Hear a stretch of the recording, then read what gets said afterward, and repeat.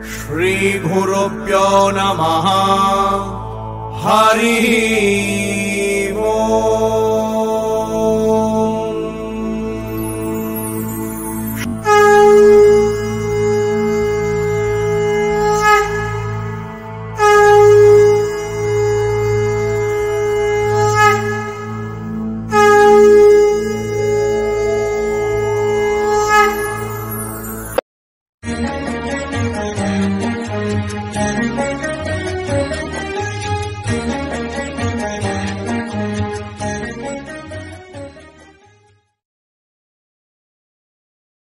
పట్టుకుని, ఓ పిశాచమా నువ్వు దొరికావన్నాడు. అది హడిలిపోయింది. బాబాబు ఆనాడు ఏదో తెలియక నీ బుధం ఎక్కానరా బాబు, నువ్వు నన్ను పట్టుకోవడానికి మాంసం భోజనం పెట్టావని తెలిస్తే నీ ఇన్విటేషన్ స్వీకరించి విందు భోజనానికి వచ్చేదాన్ని గాను హాయిగా పద్మాకర్ గారు ఉపరాణానికి ఆఖరి రోజున వెళ్లి చక్కెర పొంగలు తినేదాన్ని. నన్ను వదిలేయండి. నిన్ను శిక్షించడానికి కాదు, మీ పిశాచాల యొక్క ఆచారాలు మీవి, మీ భోజనం మీది. మిమ్మల్ని అందరినీ శిక్షించడం నా వృత్తి కాదు. కేవలం ఒక కోరికతో వచ్చాను. నీ కాలికున్న ఒక నూపురం నేను కొట్టాను, రెండవ నూపురం కావాలి, అది ఇస్తే కానీ మా ఆవిడ సంతోషించదనగానే ఓ సదా అని చూస్తూ ఉండగా ఆ పిశాచం ఒక అందగత్తేని స్త్రీగా మారిపోయింది. ఈ పిశాచాలకి కామరూపాలుంటాయి. ఏ రూపం కావాలంటే ఆ రూపం ధరించగలరు. అదొక అందగత్తిగా మారిపోయింది. మారి, నాయనా ఈ నూపురమే కాదు, నీకు ఇంకొక వరం కూడా ఇస్తున్నాను. చాలా కాలం క్రితం నేను ఈ శ్మశానంలో ఒక శవాన్ని పీక్కు తినడానికి వచ్చాను. పాపం అక్కడ ఒక స్త్రీ శవం కనపడింది. ఆ స్త్రీ శవం అనాథ. ఆ శవం పక్కనే ఒక ఆడపిల్ల కూడా పడున్నది.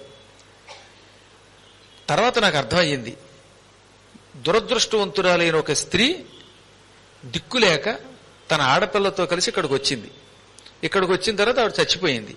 పక్కనే అనాథ అయినటువంటి ఆవిడ కూతురు కూడా ఉంది. ఆ శవాన్ని తినడానికి వచ్చిన నాకు దివ్య దృష్టి వల్ల విషయం అర్థమయ్యి ఆ శవాన్ని పీక్కు తినేసి ఆ శవం పక్కనున్న ఆడపిల్లని తీసుకొచ్చి పెంచాను. ఆ పిల్లకి పిశాచాలే తల్లి అనుకుంటోంది కానీ తాను మానవ స్త్రీ అని తెలియదు. ఆ అమ్మాయి ఎవరి అమ్మాయో ఇప్పటికీ నాకు తెలియదు కానీ పరమ సౌందర్యవతి, మెరుపు తీగిలో ఉంటుంది. అందుకని విద్యుత్ ప్రభ అని పేరు పెట్టాను. నా కాలికి ఉన్న నూపురములు వాళ్ళ అమ్మ నూపురాలు. అంటే వాళ్ళమ్మ బహుశా ఏ రాజుగారి భార్యో ఏ యుద్ధంలో భర్త చచ్చిపోయాడో అవన్నీ నేను ఇప్పుడు ఆరా తీయలేను. ఆవిడ నూపురాలు నా కాళ్ళకున్న నూపురాలు. అందులో ఒక నూపురం నీ భుజం మీద ఎక్కినప్పుడు నువ్వు కనిపెట్టి లాక్కున్నావు, అపహరించావు. రెండవ నూపురం ఇప్పుడు నీకు ఇస్తాను. ఈ నూపురాలు ఎందుకు ధరించానో తెలుసా? నేను పెంచిన మానవ స్త్రీకి కళ్యాణం చెయ్యాలి, ఒక వీరుడైన మానవుడినిచ్చి పెళ్లి చెయ్యాలి. ఆ మానవుడికి ఇవి కట్నంగా ఇద్దామనే ఉద్దేశంతో దాచాను. కాబట్టి ఈ రెండో నూపురం కావాలంటే నా కూతుర్ను నువ్వు పెళ్లి చేసుకోవాలి, పెళ్లి చేసుకుంటే నూపురం ఇస్తాను అనగా ఈయన మళ్లీ డైలమ్మాలో పడ్డాడు.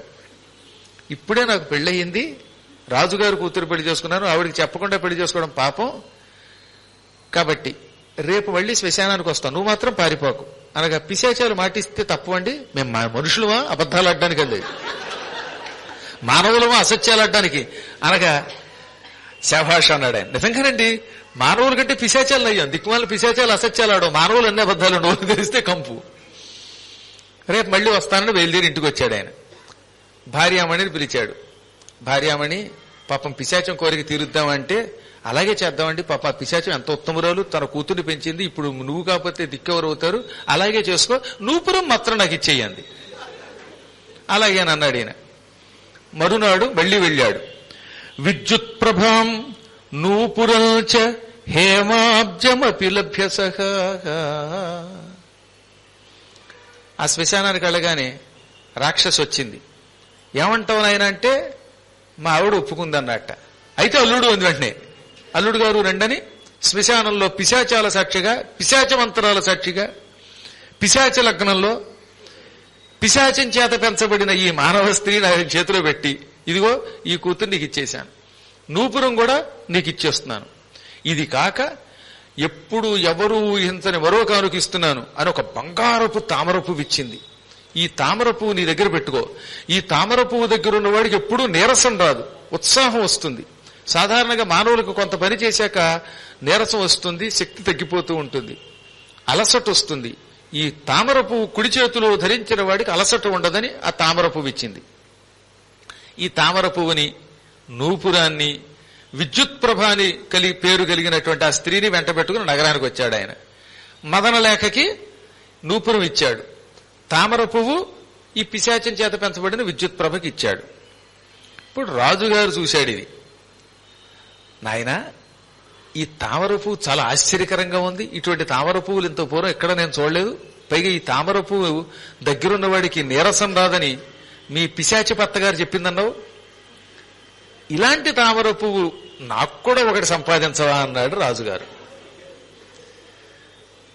రాజుగారు కోరితే కాదనకూడదు కదా. ఈయన మళ్లీ శ్మశానం దగ్గరికి వచ్చాడు. అత్త అత్త అన్నాడు. పిశాచాలు అత్తలైతే చాలా లాభాలు ఉన్నాయి, అందుకని మళ్ళీ అత్తగారు వచ్చింది. ఏమిటి నాయన నిమిషానికి వస్తావు, ఏదో రాత్రిపూట మా భోజనాలు మాకు ఉంటాయి, అందులో December 31 అయ్యే, ఓ పక్కనేమో డ్రంక్ అండ్ డ్రైవ్ గొడవలు, ఆ గొడవ. ఈ సమయంలో ఇక్కడికి వచ్చి కాస్త కళ్ళు తాగి ఏదో కాస్త ఎంత మాంసం తిందాం అనుకుంటుంటే నీ గొడవ ఏమిటంటే, అత్తగారు చీటికి వాటికి రాను గాని ఈసారి నా కోరిక తీర్చు, మా మామగారికి ఇలాంటి తామర పువ్వులు కావాలి, ఈ తామర పువ్వు ఇంకోటి ఇమ్మనగానే అమ్మ బాబోయ్ ఆ కోరిక మాత్రం కోరకు అన్నది. ఎందుకన్నాడు ఈయన, ఇక్కడికి 100 యోజనముల దూరములో ఒక భయంకర శ్మశానం ఉన్నది. ఆ శ్మశానానికి ఆస్ఫోట కపాలుడు అని పేరు కలిగినటువంటి ఒక బేతాళ చక్రవర్తి ఉన్నాడు.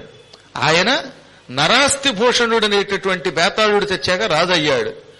ఆయన కనుసన్నలలో ఉంటుంది ఒక కొలను. ఆ కొలనులో ప్రతి పూర్ణిమకి ఒక బంగారపు తామర పువ్వు పుడుతూ ఉంటుంది. ఆ కొలను మామూలు కొలను కాదు. ఒకప్పుడు ఇంద్రుడు తన దివ్యశక్తితో ఆ కొలను తయారు చేశాడు.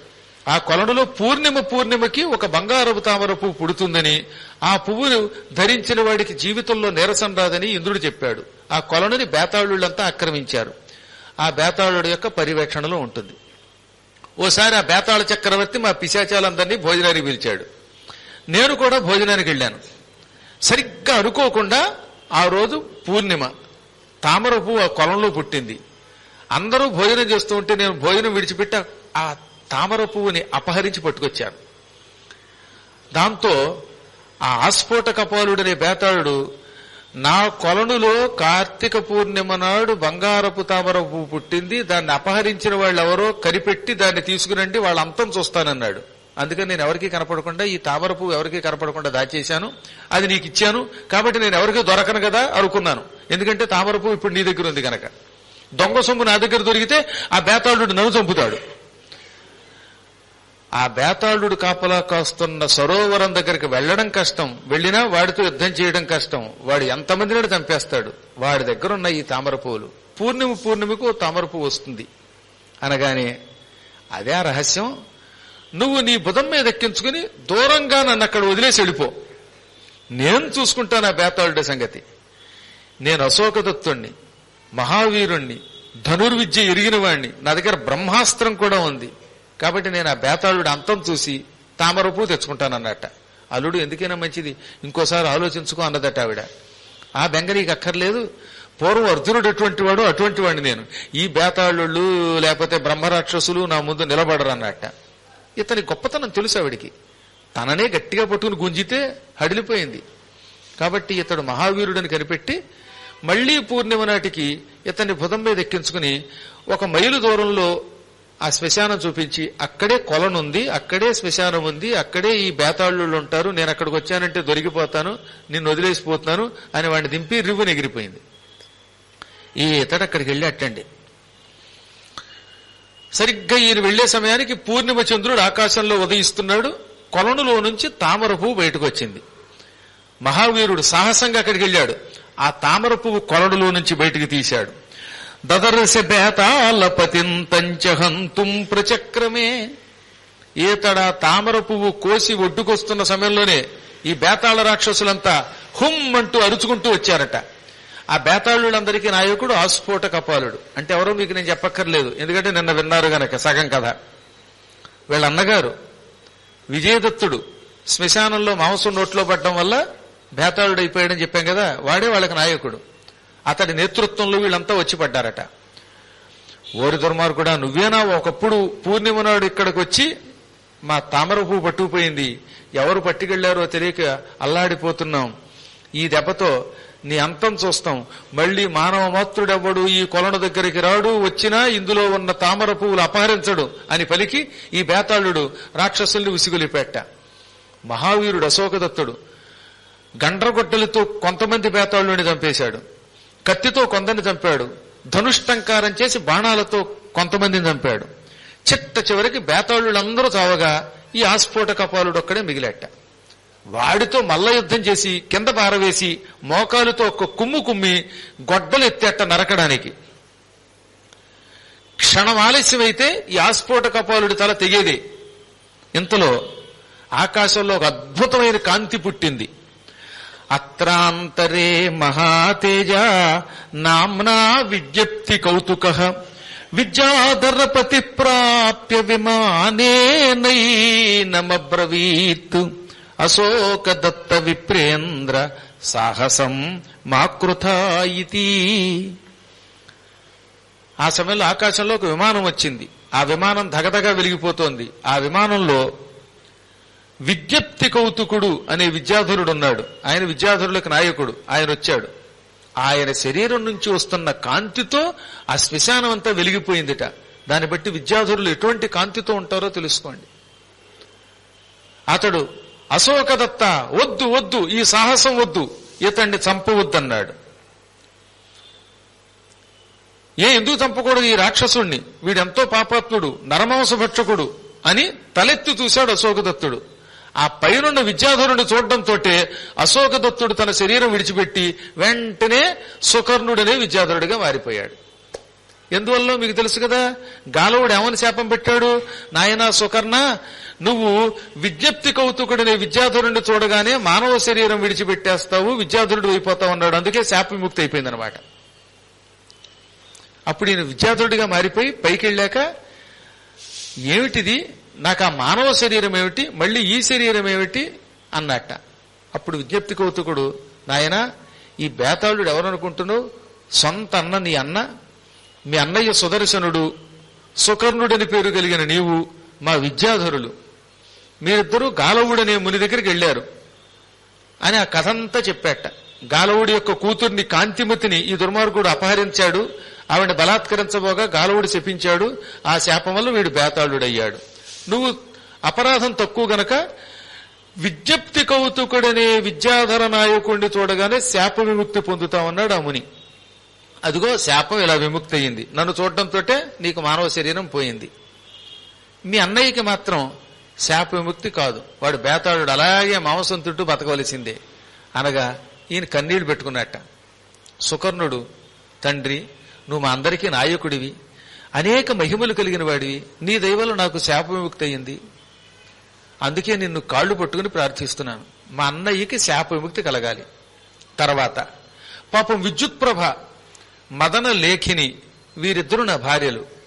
పెళ్ళై గట్టిగా ఏడాది కూడా తిరగకుండానే భర్త గారు విద్యాధరుడి స్వర్గానికి వెళ్ళిపోతే వాళ్ళేమైపోతారు అనగా ఆయన చిరునవ్వు నవ్వి, బంగారంలో పడితే రాగి కూడా బంగారంలో శోభిస్తుంది.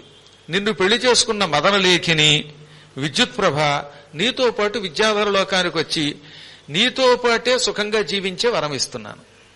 కానీ ఈతడికి మాత్రం అంత తేలిగ్గా శాప విముక్తి కాదు. వీడు చేసిన పాపం మామూలు పాపం కాదు. మహానుభావుడైన బ్రాహ్మణోత్తముడి కూతుర్ని అపహరించాడు. ఆ బ్రాహ్మణ శాపానికి గురయ్యాడు. బ్రాహ్మణ శాపానికి గురైన వాడు బాగుపడాలంటే అంత తేలిక కాదన్నట్ట.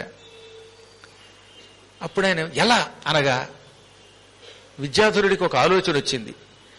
కష్టకాలంలో గురువుని ఆశ్రయించాలి, మనందరికీ గురువు నారదుడు అని వెంటనే నారదుడిని భక్తితో ధ్యానించాడు. నారదుడు అక్కడ ప్రత్యక్షమైపోయాడు. అంటే నారదుడు వంటి గురువులు ఈ ప్రపంచంలో దొరకరని చెప్పాను కదండి. నారదుడు తెల్లని కాంతి కలిగిన వాడు, వీణ మీటుకుంటూ అక్కడ ప్రత్యక్షమయ్యాడు. ఆ నారదుడు లేని నాడు రామాయణం లేదు, నారదుడు లేకపోతే భాగవతమే లేదు. వ్యాసుడి చేత భాగవతం రాయించింది ఆయన, వాల్మీకి చేత రామాయణం రాయించింది ఆయన, ఎంతో మందికి దివ్య బోధ చేసి తరింపజేసింది ఆయన, పాపాత్ములని శాప విముక్తులను చేసి రక్షించింది ఆయనే. ఎవడైనా అహంకరిస్తే నెత్తి మీద మొట్టిగా మొట్టి ఆ అహంకారం తొలగించేవాడు ఆయనే. అందుకే ఇంకా నారదుడు అంటేనే నా శరీరంలో ఎక్కడ లేని ఆనందం వస్తున్నమాట. అసలు బహుశా నేను నారదుడు యొక్క వంశతోనే పుట్టుంటానులేండి. ఆయన వచ్చి, నాయన అశోకదత్త, ప్రస్తుతం సుకర్ణ, మీ అన్నగారి భయంకర పాపం నుంచి విముక్తి కలిగించే ఒక తీర్థం ఉన్నది. రామేశ్వరం దగ్గర చక్రతీర్థానికి పక్కనే ఒక కుండం ఉన్నది. ఆ కుండంలో స్నానం చేస్తే రామేశ్వరం వెళ్లడం వల్ల సగం పాపాలు పోతాయి, చక్రతీర్థ దర్శనం వల్ల మరికొన్ని పాపాలు పోతాయి. ఆ చక్రతీర్థం పక్కనున్న కుండంలో మీ వాడు సంకల్పపూర్వకంగా స్నానం చేస్తే బేతాళ రూపం నుంచి వాడికి విముక్తి వస్తుంది అన్నాడు. వెంటనే బేతాళుడి రూపంలో ఉన్నటువంటి ఆ విజయదత్తుడిని తీసుకుని విమానం ఎక్కించుకుని సుకర్ణుడు, ఈ విజ్ఞప్తి కౌతుకుడు, వాళ్లతో పాటు విద్యుత్ ప్రభ, మదనలేఖిని, వీళ్ళందరూ రామేశ్వరం వెళ్లారు. దీని పేరే సేతుమహిమ కదా. ఇప్పుడు మనం చెప్పుకుంటున్నది బ్రహ్మఖండంలో సేతుమహిమ. ఆ సేతువు దగ్గరికి వెళ్లడమే ఒక అదృష్టం అన్నారు. అందుకే అక్కడికి వెళ్లారట. వెళ్లి విమానం ఆపి కిందకి దిగారు. భక్తి శ్రద్ధలతో అక్కడున్నటువంటి చక్రతీర్థం పక్కనున్న తీర్థం దగ్గరికి వెళ్లారు. ఆనాటికి కేవలం దానికి దివ్యతీర్థం అని పేరు. అసలు పేరు ఏమిటో తెలియదు. ఆనాటికి దివ్యతీర్థం అనేవారు. ఆ తీర్థం దగ్గర నారదుడు సంకల్పం చెబుతూ ఉండగా వీళ్ళందరూ స్నానం చేశారు. బేతాళ రూపంలో ఉన్నటువంటి సుదర్శనుడు అందులో స్నానం చేయటంతో వాడి భయంకర పాపమంతా హాహాకారం చేస్తూ నేల మీద కూలిపోయి చచ్చిపోయింది. ఆ క్షణమే పాపం నాశనం అయిపోయిందనమాట. సుదర్శనుడు తమ్ముడితో పాటు ఆ తీర్థానికి నమస్కరించి పదే పదే పదే ఆ తీర్థాన్ని ప్రశంసించాడు. ఘోరాం వేతాలతాం త్యక్త్వా దివ్యతాం నయదాప్తవాన్. అతి భయంకరమైన బేతాళ శరీరం విడిచిపెట్టేశాడు వాడు. అందమైన విద్యాధర రూపం పొందాడు. బేతాళుడిగా ఉన్న సుదర్శనుడి యొక్క పాపం తొలగించింది గనక దానికి ఆ రోజు నుంచి బేతాళ తీర్థం అని పేరు వచ్చింది అనమాట. అంత పూర్వం ఆ పేరు లేదు. దానికి బేతాళ తీర్థం అని అలా పేరు వచ్చింది. అతడు దైవానుగ్రహం పొంది తిరిగి తన విద్యాధర లోకానికి వెళ్లిపోయాడు. ఇదంతా సౌనకాది మునులకు సూతుడు చెబుతున్నాడు నైమిషారణ్యంలో. చూచారా, ఎటువంటి పిశాచాలకైనా విముక్తి కలిగించే తీర్థం అది. భయంకర బ్రహ్మరాక్షసులు కూడా అందులో స్నానం చేసి విముక్తి పొందారు. ఆనాడు బేతాళ రూపంలో ఉన్న సుదర్శనుడికి విముక్తి కలిగించిన తీర్థం బేతాళ తీర్థం అని పిలువబడింది. ఆ తీర్థానికి జీవితంలో ఒకసారైనా వెళ్లాలట. ఎందుకని? మనం కూడా తెలియక ఏ పాపాలు చేసామో తెలియదు. కొందరు మేమే హత్య చేయలేదనొచ్చు. ఎలకల్ని చంపడము పాపమే. మనం బతకడానికి చంపాలి. రోజు దోమల్ని కొట్టి చంపేస్తున్నారా లేదా? హిట్ టిక్ టిక్ అని కొడుతున్నారా లేదా? కాబట్టి దోమల్ని, చీమల్ని చంపుతూనే ఉన్నాం. ఇక ఆదివారం వచ్చిందంటే ఎన్ని మేకల పేకలు ఎగిరిపోతున్నాయో తెలియదు, ఏ రకాలైన జీవులు ఎగిరిపోతున్నాయో తెలియదు. ఇవన్నీ మనకి తెలియకుండా వచ్చే కొన్ని దోషాలే. ఈ భయంకర హత్యల నుంచి విముక్తి పొందడానికి రామేశ్వరం వెళ్లిన వాడు 24 తీర్థాల్లో స్నానం చేయాలి. అందులో బేతాళ తీర్థంలో తప్పక స్నానం చేయాలి. మీకు మొదటి రోజే చెప్పాను కదా, మొత్తం రామేశ్వరంలో ముఖ్య తీర్థాలు 24. ఆ చతుర్విశ్వ తీర్థాల్లో రామతీర్థం, చక్రతీర్థం, బేతాళ తీర్థం ఇవన్నీ ముఖ్యమైనవి.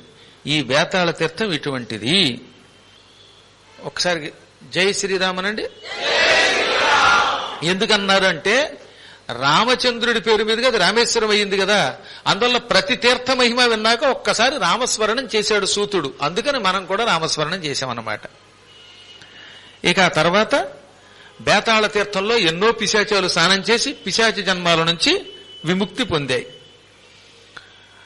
ఇప్పుడు ఒక అద్భుతమైన కథ, మరొక దివ్య కథను మీకు చెప్పడం మొదలుపెట్టాడు. దీనికి మంగళ తీర్థం అని పేరు. మీకు ప్రారంభంలో చెప్పారు కదా మంగళ తీర్థం అని ఒక తీర్థం ఉన్నదని. ఇప్పుడు మంగళ తీర్థానికి సంబంధించిన మహిమని సూతుడు సౌనకాదులకు చెప్పడం మొదలెట్టాడు. అసలు స్కాంద పురాణం చాలా ఆశ్చర్యమైందండి. దాదాపు 85,000 శ్లోకాలు కలిగిన ఈ స్కాంద పురాణంలో ఏ ఖండం తీసుకున్నా ఆశ్చర్యమైన కథలే, అపూర్వమైన కథలే, చాలా చిత్రంగా ఉంటాయి. ఈ క్షేత్రాల మహిమలు పరమభక్తుల కథలన్నమాట. అద్భుతమైన కథలవి. పూర్వకాలంలో సీతాకుండమునకు పక్కనున్న మంగళతీర్థంలో స్నానం చేయకుండా ఎవరూ వచ్చేవారు కాదు. మంగళతీర్థంలో ఒక్కసారి స్నానం చేసినంత మాత్రం చేతే మంగళములు కలుగుతాయి. సర్వమంగళ అని అమ్మవారికి పార్వతికి పేరు. లక్ష్మీదేవికి మంగళదేవత అని పేరు. అమ్మవారు పార్వతికి సర్వమంగళ అని, లక్ష్మీదేవికి మంగళదేవత అని. ఇద్దరికీ మంగళ శబ్దం ఉన్నది. ఆ ఇద్దరూ ఒకేసారి స్నానం చేయటం వల్ల ఈ తీర్థమునకు మంగళ తీర్థం అని పేరు వచ్చిందిట. ఇద్దరూ ఒకేసారి స్నానం చేయటం కష్టం కదా.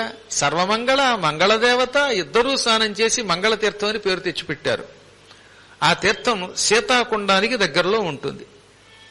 సీతాకుండం నుంచి చాలా దగ్గర. నిరంతరం లక్ష్మీదేవి ఇక్కడ నిర్వసిస్తూ ఉంటుందిట. సన్నిధత్తే సదా యత్ర కమలా విష్ణువల్లభ అలక్ష్మీ పరిహారాయ యస్మిల్ సరసివై సురాహ. నిరంతరం లక్ష్మీదేవి విష్ణుపత్ని కమల పద్మ అని పేరు కలిగిన అమ్మ అక్కడే ఉంటుంది. అందుకే అందులో స్నానం చేస్తే దరిద్ర దేవత తొలగిపోతుంది. అలక్ష్మి అంటే దరిద్ర దేవత. అలక్ష్మీ పరిహారం కోసం, దారిద్ర్యం తొలగడం కోసం, జ్యేష్ఠా పరిహారార్థం తప్పనిసరిగా మంగళతీర్థంలో స్నానం చెయ్యాలి. ఒకప్పుడు దేవతలంతా సురాహ దేవతలు ఇంద్రుడిని వెంట పెట్టుకుని అక్కడికి వచ్చారు. అక్కడ యజ్ఞం చేశారు. ఇంద్రుడు వృత్రాసురుడిని చంపాక బ్రహ్మహత్యా పాపము, మిత్రహత్యా పాపము ఇవన్నీ పొందాళ్ళండి. ఆ పాపం వల్ల ఆయన సంపదంతా పోయింది. అప్పుడు ఆయన దేవతలు ఇక్కడికి తీసుకొచ్చి ఇందులో స్నానం చేయించారు. అప్పుడు బృహస్పతి సంకల్పం చెప్పాడు. సంకల్పపూర్వకంగా స్నానం చేయగానే ఆయన పాపాలు తొలగాయి. తిరిగి ఇంద్రసింహాసనం పొందాడు. అందుకని అప్పటి నుంచి పరమమంగళ తీర్థం అని కూడా పిలుస్తారు. సురామంగళ తీర్థం అని కూడా పిలిచేవారట. ఒకప్పుడు భూలోకంలో సోమవంశంలో మనోజవుడనే ఒక రాజు పుట్టాడు. ఆయన చంద్రవంశంలో పుట్టాడు. పరాక్రమవంతుడు. ఆయన అదృష్టం బాగుండి ఆయన భార్య కూడా ఉత్తమురాలు. మొదట్లో బాగా చదువుకున్నాడు, జ్ఞానం పొందాడు, వేదాలు చదివాడు, బ్రాహ్మణుల్ని గౌరవించాడు. కొంతకాలం పోయిగా బాగా డబ్బు వచ్చింది. డబ్బు వచ్చాక అహంకారం పెరిగిందిట. ఎవరో అన్నారు, నువ్వు బ్రాహ్మణ భక్తి కలిగిన వాడివి, ఎంతో మంది బ్రాహ్మణులకి భోజనం పెట్టావు, అందువల్ల ఎంత గొప్పవాడివి అయ్యావు అని పొగిడితే ఆయన మీసం వెలేసి, అంటే ఈ బ్రాహ్మణుడు లేకపోతే ఆ మాత్రం డబ్బు సంపాదించలేనా అని అహంకరించి బ్రాహ్మణ ద్వేషం పెట్టుకున్నాడు. పోయే కాలం వచ్చినప్పుడు విప్రద్వేషం కలుగుతుంది అని నేనల్లో వ్యాసుడు అన్నాడు. అన్నద్రోహం బ్రహ్మద్రోహం మిత్రద్రోహం నకారయేత్ అంటోంది స్కాంద పురాణం. ఎప్పుడు అన్నద్రోహం చెయ్యకు. అన్నద్రోహం అంటే ఏమిటి? అన్నం పెట్టిన వాడికి ద్రోహం చెయ్యకు. ఒక్కసారైనా నిన్ను పిలిచి నీకింత అన్నం పెడితే యావత్ జీవితం వాడిని గుర్తుపెట్టుకోవాలి. నేను నిజం చెప్తున్నానండి. మా మేనత్తలు ఎంతో ప్రేమగా అన్నం పెట్టారు. ఇప్పుడు ఆ మేనత్తలు గుర్తుకు తెచ్చుకుంటున్నాను. మా పెద్దనాన్నగారు దేవుళ్ళు లాంటి వాడు. ఆయన చదువుకునే రోజులు అన్నం పెట్టాడు. ఆయన గుర్తుకు తెచ్చుకున్నాను. నిన్నే చెప్పే పెద్దనాన్నగారు అబ్బాయి నల్లకుంట దగ్గర సెంట్రల్ ఎక్సైజ్ కాలనీలో ఉన్నప్పుడు నాకు అన్నం పెట్టాడు ఆయన 79లో. ఇప్పటికీ తలుచుకుంటున్నాను. మా పెద్దనాన్నగారు కూతుళ్ళు చిన్నప్పుడు ఆదరించారు. చదువుకోవడానికి అంతో ఎంతో అన్నం పెట్టారు. వాళ్ళు కాఫీ ఇచ్చారు. అయినా మర్చిపోకుండా గౌరవిస్తున్నాం మనం. అది ధర్మం. అది అసలు నీకు ఎందుకు పెట్టాలి? ఎవడైనా ఇంత అన్నం వద్ద పెట్టారు కాబట్టి వాళ్ళని యావజ్జీవితం గుర్తుపెట్టుకోవాలి. అన్నం పెట్టిన వాడికి ద్రోహం చేస్తే, కృతజ్ఞత విడిచిపెట్టి వాడిని మరిచిపోతే అటువంటి వాడు రాక్షసుడై పుడతాడు, నరకాల పాలవుతాడు, నాశనం అయిపోతాడు, వచ్చే జన్మలో ముష్టెత్తు బతుకుతాట. కాబట్టి అన్నద్రోహం చేయకూడదు. గురుద్రోహం, పొరపాటును కూడా గురుద్రోహం చేయకూడదు. ఒక్కసారి గురువు గారిని చేరి ఆయన దగ్గర మంత్రోపదేశం పొంది ఆయన పురాణములు విని బయటికి వెళ్ళాక ఆయన తిట్టడం మొదలు పెడితే ఆ దౌర్భాగ్యుడు ఎప్పటికీ బాగుపడాడు. వచ్చే జన్మల్లో 100 జన్మలు కుక్కై పుడతాట. ఆ తర్వాత చండాలుడు అవుతాడు. ఏకాక్షర ప్రదాతారం యో గురున్నాభిమంజతే సస్యయోని శతంగత్వ చండాలత్వం అవాప్నుయాత్. ఒక్క అక్షరం చెప్పినా గురువుే. మంత్రం ఇచ్చిన గురువుని గౌరవించక ఆయన అవమానించేవాడు సహా శయోని శతంగత్వ అంటే 100 జన్మలకు ఒక్క జన్మ ఎత్తుతాట. ఆ తర్వాత చండాలుడై పుడతాడు. ఆ తర్వాత అనకూడని మాటలేవో అంటాడు.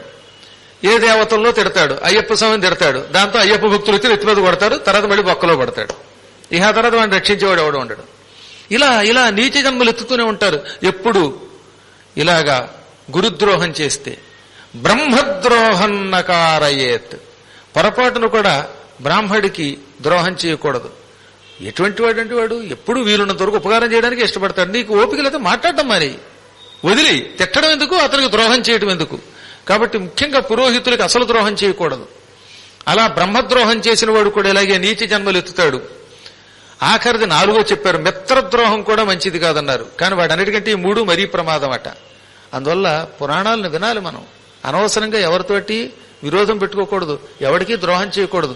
అందులో ముఖ్యంగా చెప్పగా అన్నద్రోహం, గురుద్రోహం, బ్రహ్మద్రోహం నకారయత్ చేశారా ఇక వాడికి ప్రాయశ్చిత్తం లేదు. ఇది కలియుగం గనక ఏదొద్దంటే అదే చేస్తున్నారు. అంటే మీలాంటి పుణ్యాత్ముల గురించి చెప్పడం లేదు, అలాంటి పిచ్చి పనులు చేసే పాపాత్ముల గురించి చెప్పాం. ఈ రాజుగారికి పొగరొచ్చింది. దాంతో ఏం చేశాట, వాడెవడ వల్ల నేను బాగుపడటం ఏంటని వాళ్ళ మీద పన్నులు వేశాడు. ఆ తర్వాత వాళ్ళ అగ్రహారాలు లాగేసుకున్నట్టండి. అసలు అగ్రహారాలు లాక్కోవడమే పాపం. లుబ్ధస్య కామదుష్టస్య మతిరేవం బభూవ విప్రగ్రామే కరాదానం కరిష్యామితి నిశ్చితః. డబ్బు మీద వ్యామోహం పెరిగింది, ద్వేషం పెరిగింది.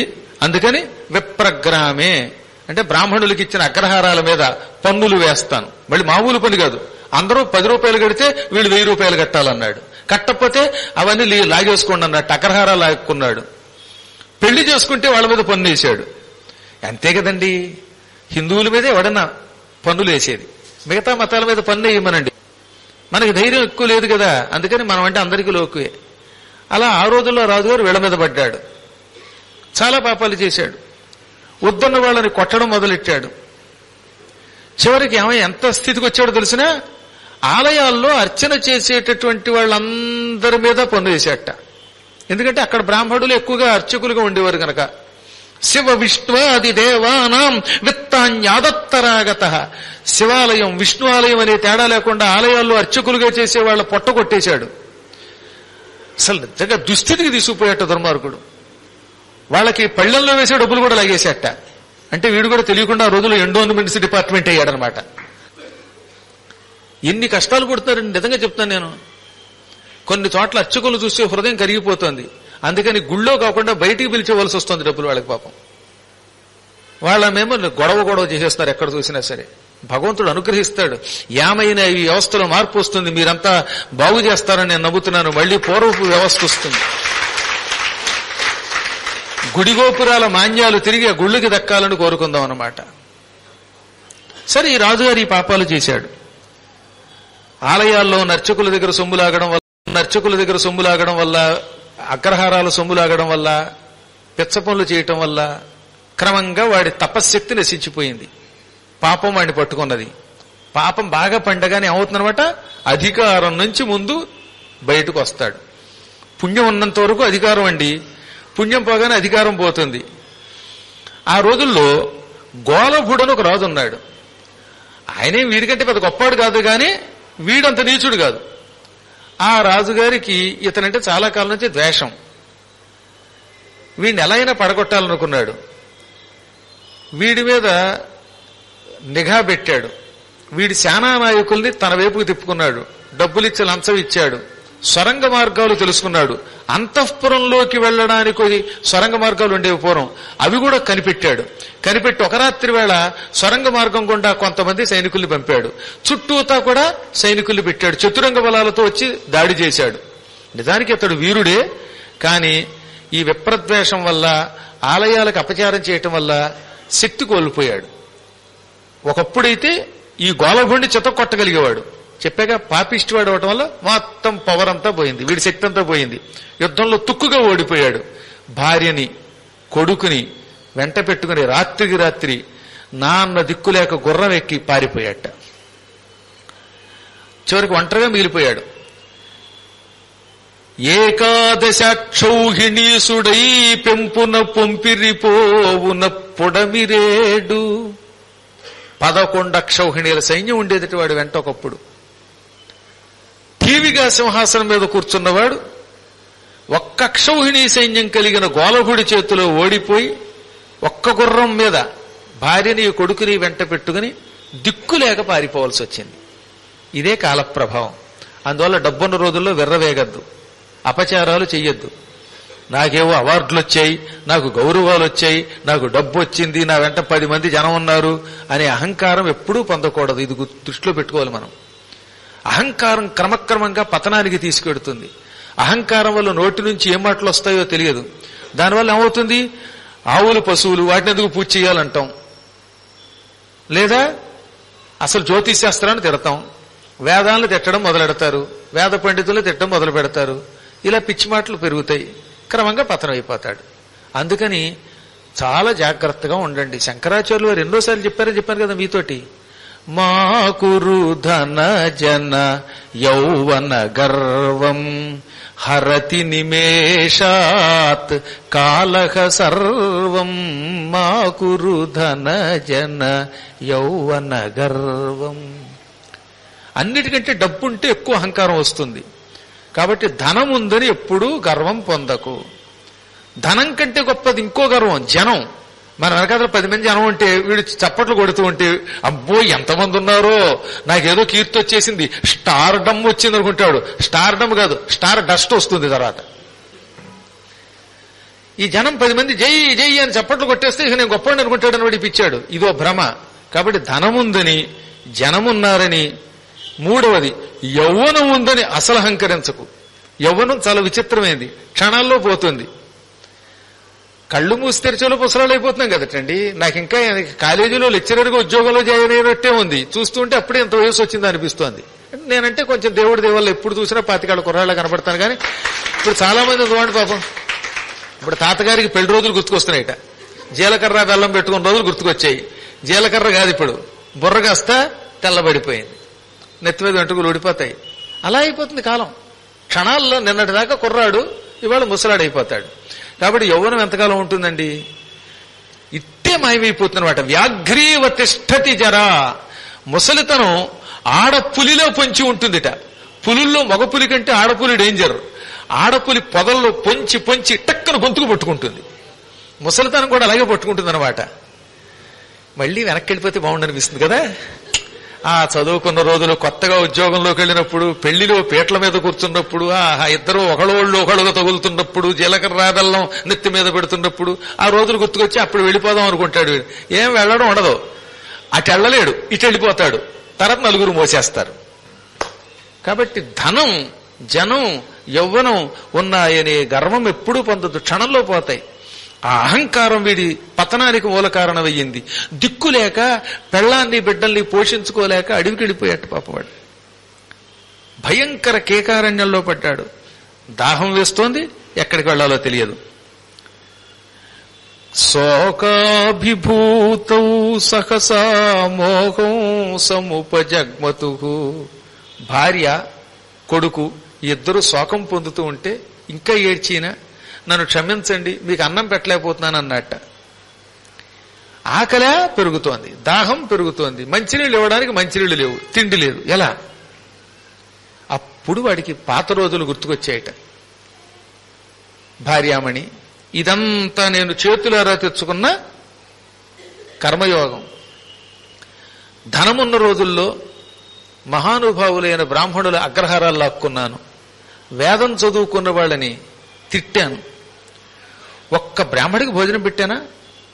చైత్రమాసే ప్రియే చిత్ర నక్షత్రే పానకం మయా ఫనసానాం ఫలం స్వాదు కదళీ ఫలమేవవా. చిత్తా నక్షత్రం వచ్చినప్పుడు బ్రాహ్మడికి ఇంత పానకం పెడితే చాలా మంచిదని శాస్త్రం. చిత్ర అనే నక్షత్రం వచ్చినప్పుట పానకం దానం చేస్తే దాహానికి ఎప్పుడూ బాధపడ్డ జీవితంలో అడవిలోకి వెళ్ళినా మంచినీళ్ళు దొరుకుతాయి. లేదా ఏ రైల్లోనో ఇరుక్కుపోయినప్పుడు, రైల్లో ప్రయాణం చేస్తున్నాం, హఠాత్తుగా సిగ్నల్ లేదు, రైలు ఆగిపోయింది, 4-5 గంటలు ఆ రైలు కదలడం లేదు, అప్పుడు మన కూడా మంచినీళ్లు లేవు. కానీ చిత్తా నక్షత్రం నాడు పానకం దానం చేస్తే ఎవడో ఒకడు వచ్చి మంచినీళ్ళు ఇస్తాడండో. అందువల్ల మంచినీళ్లు వేళకి దొరకాలంటే చిత్ర అనే నక్షత్రం నాడు పానక దానం చెయ్యాలి. అరటిపండు, పనసపండు శ్రీరామనవమి నాడు దానం చేస్తే ఎక్కడున్నా నీకు వేళకింత అన్నం దొరుకుతుంది. అవి నేను చెయ్యలేదు, సరిగదా. శివాలయానికి ద్రోహం చేశాను, శివమాన్యం లాక్కున్నాను, విష్ణు ఆలయాలకు ఉన్నటువంటి అర్చకుల దగ్గర నుంచి డబ్బులు లాగేశాను. అవన్నీ నన్ను ఇప్పుడు పట్టి పీడిస్తున్నాయి. తర్వాత కొబ్బరి చెట్ల మీద కూడా పన్నేసేట్టు వీడు. అగ్రహారాలు కొబ్బరి చెట్ల మీద పన్నేసేట్టు అక్కడ చెప్తున్నాడండి. పొరపాటును కూడా కొబ్బరి చెట్ల మీద పన్ను వేయకూడదన్నారు, అది వేశాను. ఆలయాలకు మొక్కుకుని గుండు గీయించుకోవడానికి వెళ్తారు కదా, ఏదో 10th క్లాస్ పాస్ అయితే తిరుపతి వచ్చి గుండు గీయించుకుంటాను, పాస్ అవ్వకపోతే గీయించుకోను అని మొక్కుంటారు కొంతమంది. అలా ఆలయానికి వెళ్ళి గుండు గీయించుకునే వాళ్ళకి గుండు మీద పన్నేసేట, కేవలం పండితుల మీద కోపంతో. పూర్వం మనకి జిజియా పన్ను అని ఉండేది, పిలక్కి పన్నేశారండి, దారుణం. ఔరంగజేబు కాలంలో పిలక పెంచుకుంటే పిలక్కి పన్ను, నామం పెట్టుకుంటే నామానికి పన్ను. ఔరంగజేబు చేసిన దురాగతాలు అన్నీ నీకు, ఆ పాపాలన్నీ తలుచుకుంటే భయం వేస్తుంది మనకి. ఆ సమయంలో కదండి శివాజీ మహారాజు వచ్చాడు, చితక్కొట్టాడు వాడిని.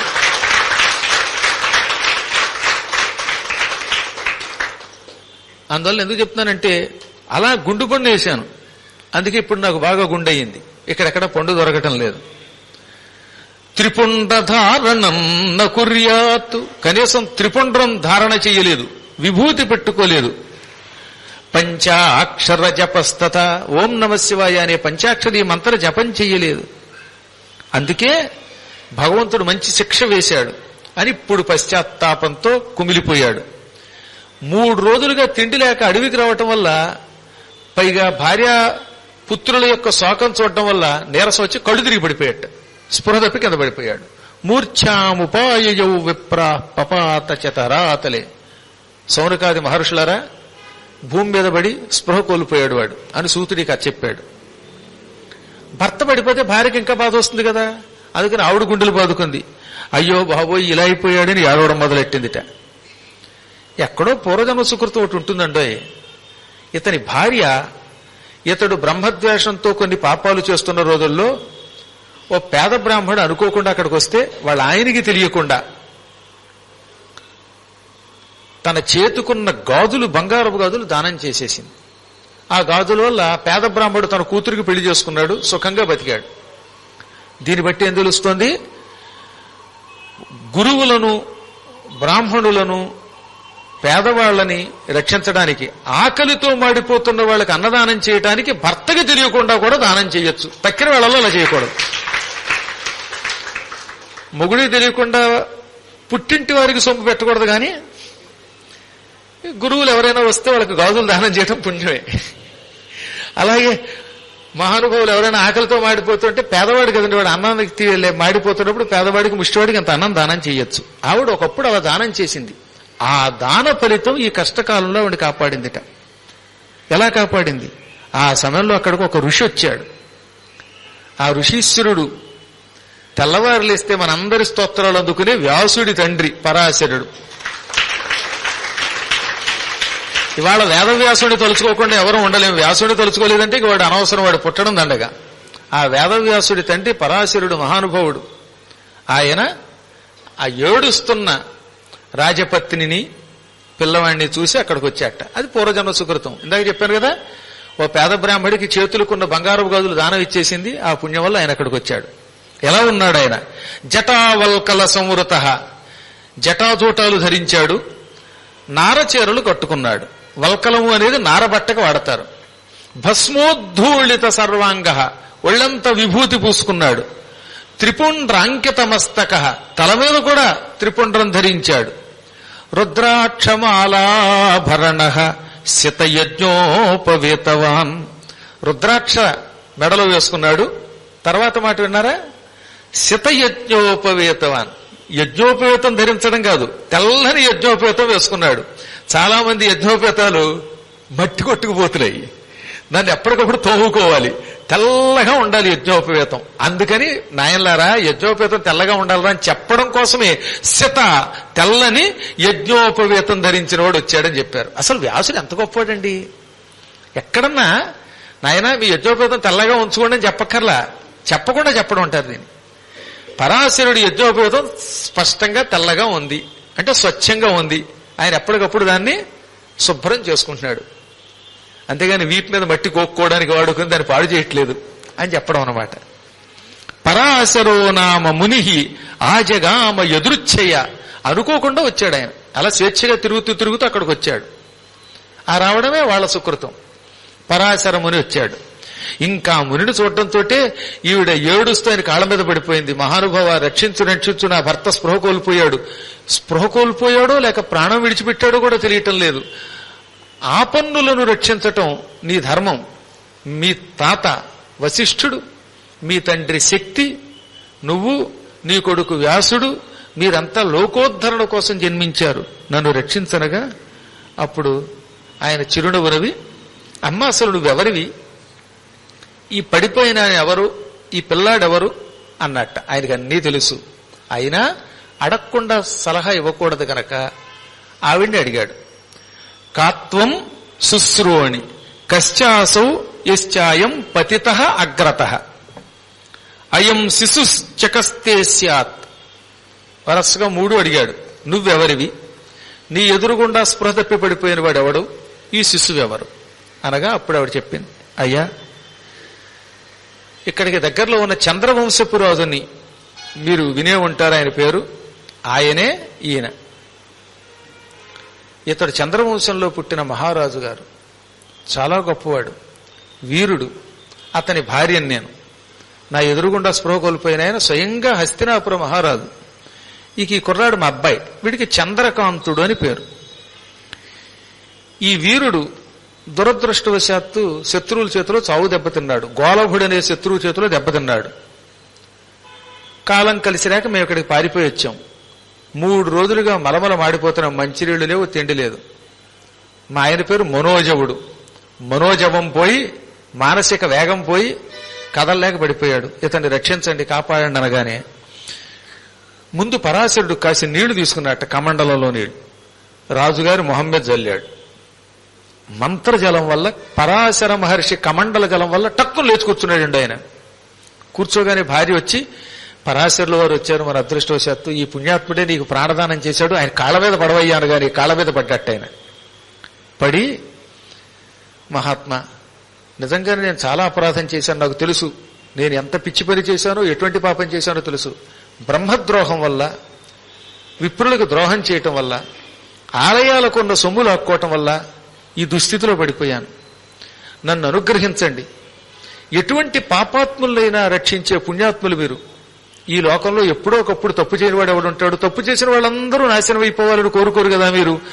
మహానుభావులు పాపాత్ములు ఉద్ధరించడం కోసమే లోక సంచారం చేస్తారు. మీరు కూడా ఇలాగే వచ్చారు, నన్ను రక్షించండి అనగా అప్పుడు ఆయన ఒక క్షణం ఆలోచించాడు.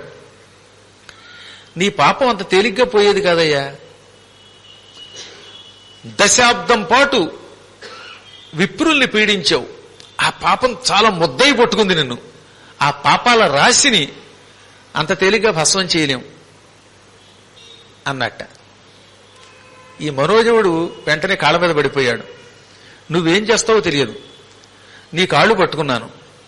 నేను విన్నాను, వేదవ్యాసుడు 18 పురాణ కర్త అని, బ్రహ్మసూత్రాలు రాశాడని, పంచమ వేదం రాశాడని. ఆ మహానుభావుడి పాద ధూళి తగిలితే చాలు పంచమహాపాతకాలు కూడా తొలగిపోతాయని విన్నాను. అంతటి వ్యాసుడి తండ్రివి నువ్వు. నీ కాళ్లు పట్టుకున్నాక, నీ పాదధూళి నా నెత్తిమీద పడ్డాక ఇంకా నేను పాపాత్ముడిని ఎలా అవుతాను, నేను పుణ్యాత్ముడిని అన్నాడు. ఇవన్నమాట గొప్ప తెలివితేటలంటే.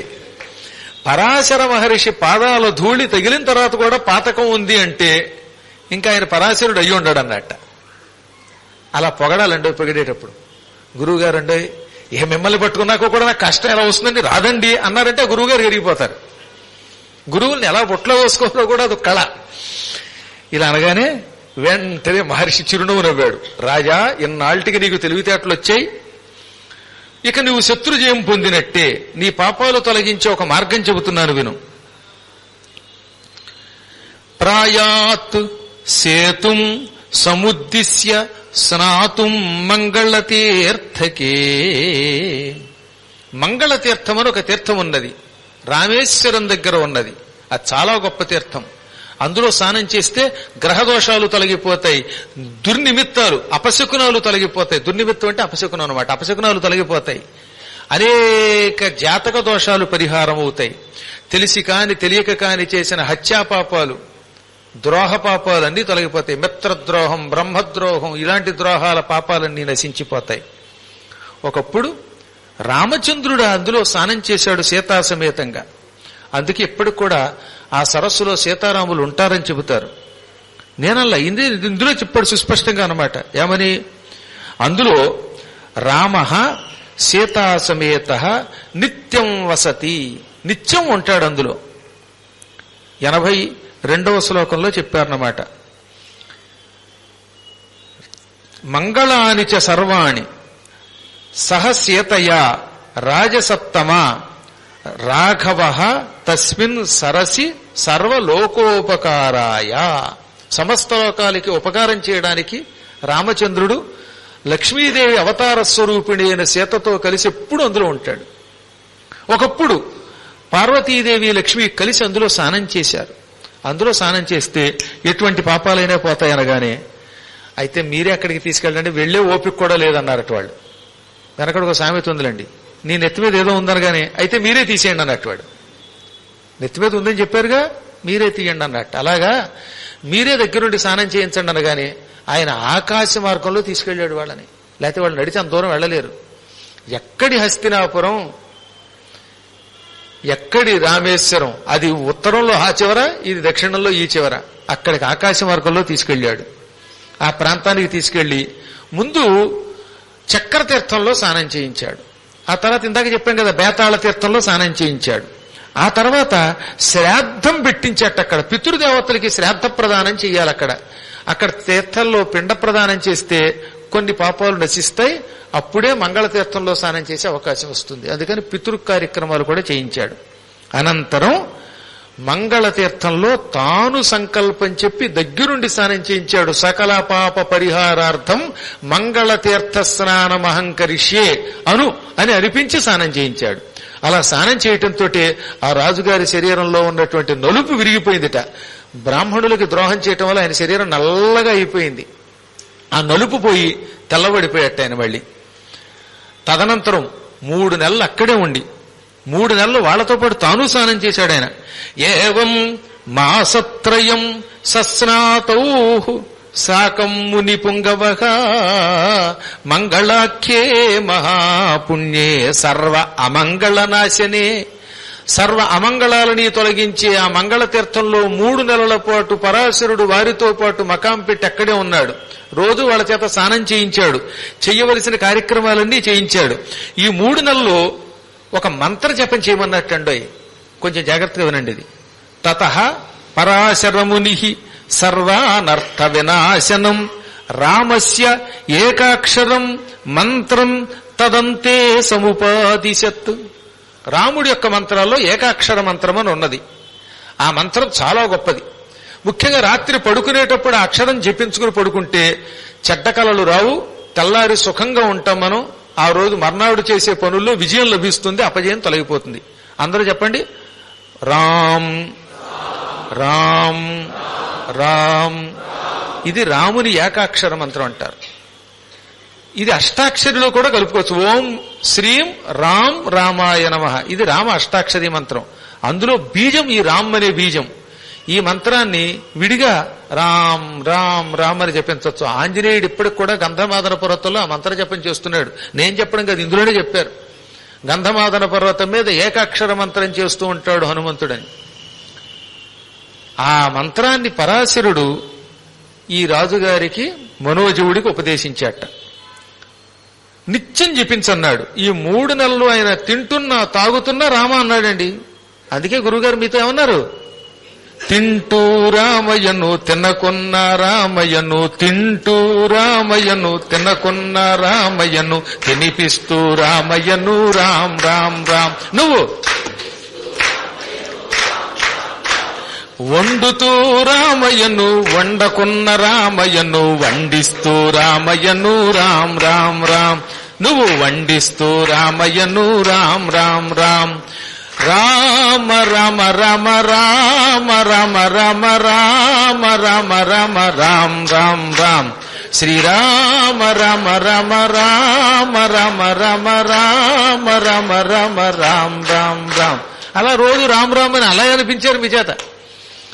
అక్షరం తింటున్నా, తిరుగుతున్నా, తినకున్నా, వండుతున్నా, వడ్డిస్తున్నా, నిద్రపోతున్నా, నవ్వుతున్నా, పడుకున్నా, సర్వకాల సర్వావస్థలలో జపిస్తూనే ఉండాలి. అదొక గొప్ప నిష్ఠ. ఈతడు కూడా అలా చేశాడు. అలా చేయగా 3 నెలలలో ఆయన జాతకమే మారిపోయింది. అపూర్వ కాంతితో మంగళతీర్థంలో సీతారాములు దర్శనమిచ్చారు ఆయనకి. నేటికి 6 నెలలలోపు నువ్వు తిరిగి పట్టాభిషిక్తుడవుతో శత్రువులు తొలగిపోతారని సీతారాములు వరమిచ్చారు. ఆయన ఆనందపడి గురువుగారి పాదాలకు నమస్కరించాడు. మళ్ళీ గురువుగారిని వదిలేసి ఐశ్వర్యమధ్యాన్ని పారిపోలేదు. ఒక్కసారి వరం రాగానే గురువు లేదు, ఇంకోటి లేదు, ఒక్క తోపుతో సిక్కేస్తారు కదా.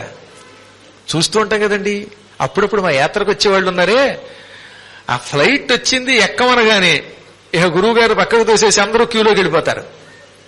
ఇప్పుడు లేదు, మానేశారులేండి. ఈ పురాణాల్లో ఒకసారి విన్నాక గురువు గారు ముందు మీరు వెళ్ళండి అంటున్నారు. కానీ అంత పూర్వం అయితే ఎవడికోడికి హడావుడనమాట. పూర్వం రైళ్లలో తిరిగే రోజుల్లో, ఎక్కువ రైళ్లలో తిరిగే రోజుల్లో రైలు ఆగిందంటే ఇంతమంది అందరికీ గురువు గారు అంటే ఇష్టమే, భక్తే. కానీ ఎక్కడ రైలు దగ్గర మాత్రం కాదు. అందరూ ఎక్కాక ఏరి గురువు గారు, అప్పుడు ఇంకా వెరుమహోత్సవం గురువు గారు ప్లాట్ఫామ్ మీద నిలబడితే అప్పుడు ఎక్కించుకున్నారు. సరే, అదృష్టం రైలు వెళ్ళలేదు అనుకోండి. ఎందుకంటే ఈ దానాపూర్ ఎక్స్ప్రెస్ అప్పట్లో ఎక్కువసేపు ఆగేది. కాస్త దాణా పుచ్చుకుని దానాపూర్ ఎక్కితే ఈ దాణా తినేలోపు మనకి వారణాసి వచ్చేసేది. ఇప్పుడు కొంచెం ఫ్లైట్లు బాగా కలి. ఒకప్పుడు ఫ్లైట్లు ఎక్కడున్నాయి, అంతా రైళ్ల మీద ఆధారపడి వెళ్ళేవాళ్ళం కదా. మేము మల్కాజ్గిరిలో ఉపన్యాసం చెప్పే రోజుల్లో 2007 సంవత్సరంలో కాశీలో 27 రోజులు యజ్ఞం చేసే అంబాయాగం. అప్పుడు మల్కాజ్గిరిలో హిందూ ధర్మ పరిరక్షణ సంస్థ ఉంది కదా, దశక ప్రభాకర శాస్త్రి గారు, తర్వాత మన వేంపాటి నారాయణ గారు, వెంకట నారాయణ గారు, వీళ్ళందరూ 2007 మేలో నేను చెప్పానని 2007 అంటే 15 ఏళ్ల క్రితం మే నెలలో అద్భుతంగా అంబయాగం చేయించారు. 200 మంది వచ్చారండి. కేవలం హైదరాబాద్ చుట్టుపక్కల నుంచి సికింద్రాబాద్ స్టేషన్లో ఎక్కి వీళ్ళంతా రైల్లో వచ్చారు. రిటర్న్ జర్నీలో స్పెషల్ రైల్లో వచ్చారు వీళ్ళంతా. ఆ స్పెషల్ రైలు ఏమో మధ్యలో చోట ఆగిపోతే మళ్ళీ అక్కడ ఉప్మా కూడా పట్టుకొచ్చి ఎవరో పెట్టారు. 6 గంటలు ఆగిపోయింది రైలు ఆ పూట. అయినా ఎవడో ఒక ఆయన పట్టుకొచ్చి గురుభక్తి వల్ల వాళ్ళకి ఉప్మా పెట్టి వెళ్ళిపోయారు. భలే అనుభూతిది. ఇప్పుడు ఆ ప్రాంతం ఎంత బాగుండేదో ఆ రోజుల్లో మేమంతా అనమాట. కనకరాజు గారు తోటలో ఉపన్యాసం చెప్పేవాళ్ళు. ఎన్ని ఉపన్యాసాలు జరిగాయండి అక్కడ. భాగవత సప్తాహం జరిగింది, రామాయణం జరిగింది, సదాచారాలు జరిగాయి. ఇప్పటికీ దశక ప్రభాకర శాస్త్రి గారు బ్యాంకులో పనిచేస్తున్నారు. ఆయన ఇంకా అక్కడే ఉన్నారు వీళ్ళంతా. అందులో వారే ఇప్పుడు ఈ రంగనాథ్ గారు వీళ్ళంతా రోజుల్లో సేవ చేశారనే బిల్డింగ్ ఇచ్చాం. అందులో చెప్పొచ్చింది ఏంటంటే ఆ కాలం వేరు. కానీ గురుభక్తి ఎప్పుడు గొప్పదే. ఇప్పుడు రాముడు ప్రత్యక్షమయ్యాడని, విజయం వస్తుందని గురువును వదలక గురువు గారి పాదాలకు నమస్కరించి, గురుదేవ, రాముడు చెప్పినట్టుగా తిరిగి నేను శత్రువుల మీదకి యుద్ధానికి వెడుతున్నానన్నట్ట. అప్పుడు పరాశరుడు యుద్ధానికి వెళ్ళాలి, రామానుగ్రహం వచ్చింది, నువ్వు గురుభక్తి కలిగి నాకు చెప్పావు గనక గురుకటాక్షం నీకు లభించేలా చేస్తున్నాను అని టక్కన ఓ మంత్ర జపం చేయగానే ఆయన చేతిలో ఒక కోదండం వచ్చింది. ఇది వైష్ణవ ధనుస్సు, విష్ణువు నాకు ఒకప్పుడు ఇచ్చాడు, ఈ ధనుస్సు ఇస్తున్నాను. ఇది కాక నీకు అక్షయ విశుధీ చాపి, అక్షయ తోణీరాలు ఇస్తున్నాను. అంటే అమ్ముల పొదిలో ఎన్ని బాణములు తీసినా మళ్ళీ బాణాలు వస్తూనే ఉంటాయి. బాణం తీగానే ఇంకో బాణం వస్తుందన్నమాట. తరగని బాణాలుండి అమ్ముల పొది ఇస్తున్నాను. ఖడ్గవూచ కనకత్సరు, మంచి బంగారపు పిడి కలిగి బంగారపు వర కలిగిన ఖడ్గం కూడా ఇస్తున్నాను. చర్మ అంటే డాలు ఇస్తున్నాను. గద ఇస్తున్నాను. ఇది కాక బ్రహ్మాస్త్రం కూడా ఇస్తున్నాను అన్నాడు. బ్రహ్మాస్త్రం ఇచ్చాడు. హారకే యూర ముకుట కటకాది విభూషణం, హారాలు, కిరీటం, ఇది కాక కవచం కాంచనవయం, బంగారపు కవచం అన్ని ఇచ్చట. గురువు గారు తలుచుకుంటే ఏదైనా వస్తుంది. ప్రయచ్చతి గురుప్రీతో వైకుంఠం యోగి దుర్లభం అన్నారండోయ్. గురువు గారు గనక అనుగ్రహిస్తే యోగులు కూడా వెళ్లలేని వైకుంఠమును గురించి ప్రయచ్చతి వెడతాడు. ప్రయచ్చతి అంటే వెడతాడనమాట. ఎక్కడికి? వైకుంఠం. ఆ వైకుంఠం యోగి దుర్లభం. యోగులు కూడా వెళ్లలేరు. యోగాభ్యాసంతో తపస్సు చేసిన వాళ్ళు కూడా వెళ్లలేని వైకుంఠం గురువు గారి అనుగ్రహం ఉంటే ఈ జన్మలోనే వెళ్ళొచ్చు. అందుకే గురువు గారు గొప్పవారు అన్నారు. ఆ గురుకటాక్షంతో ఈయనకి కవచం, ఆయుధాలన్నీ వచ్చాయి. రథం వచ్చింది. రథం ఎక్కాడు. గురువు గారి చుట్టూ ప్రదక్షిణ చేశాడు. భార్యని కొడుకుని వెంట పెట్టుకెళ్ళాడు. ఓరి గోభిల, ఇప్పుడు రారా యుద్ధానికి అన్నాడు. ఆనాడు నేను బ్రాహ్మణ ద్రోహం చేయటం వల్ల, పాపాల వల్ల పతనమయ్యాను.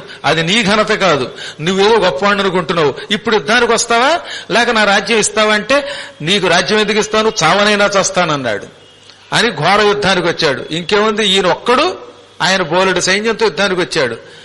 ఒక్క పూటలో ఈ అస్త్రాలతో వాళ్ళందరినీ పీనుగు పెంటలు చేసి, గోభిలుణ్ణి చంపి, శత్రువుల్ని నాశనం చేసి తిరిగి తన సింహాసనం తాను పొందాడు.